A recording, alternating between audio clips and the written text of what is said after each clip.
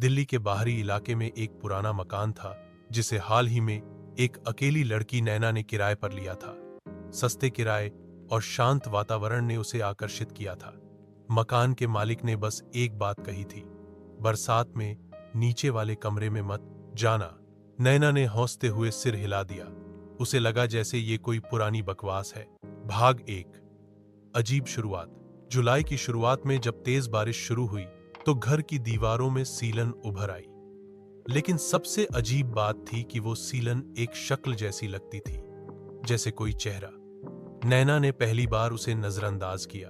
रात होते ही घर में अजीब सी आवाजें आने लगी, जैसे कोई फुसफुसा रहा हो या दीवार के पीछे कोई चल रहा हो। शायद पुराना घर है, लकड़ी चटक रही होगी, उसने खुद को समझाया।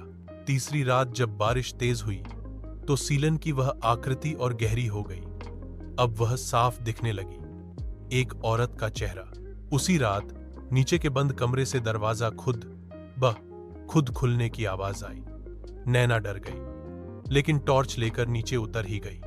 कमरे में अंधेरा था, एक हल्की गंध थी, नमी और सड़े हुए मांस की। तभी उसकी टॉर्च बंद हो गई। उसने मोबाइल की फ्लैशलाइट चलाई और दीवार पर देखा कि सीलन से बना चेहरा अब हौंस रहा था। उसी समय पीछे से किसी ने कान में फुसफुसाया, तू आ गई, अब मैं जा सकती हूं। नैना डर के मारे बाहर भागी। अगले दिन उसने मकान मालिक को सब बताया।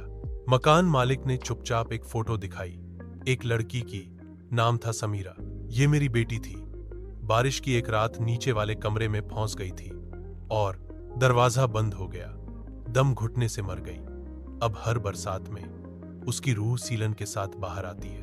आज तक किसी ने उसकी मदद नहीं की। और अब? नैना ने कांपती आवाज में पूछा।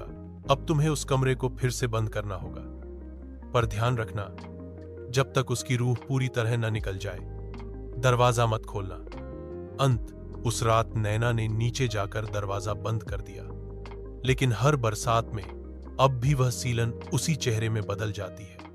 और लोग कहते हैं उस मकान की नई मालकिन अब खुद बारिश में कभी बाहर नहीं निकलती, क्योंकि वो भी अब भीतर ही कहीं बंद है।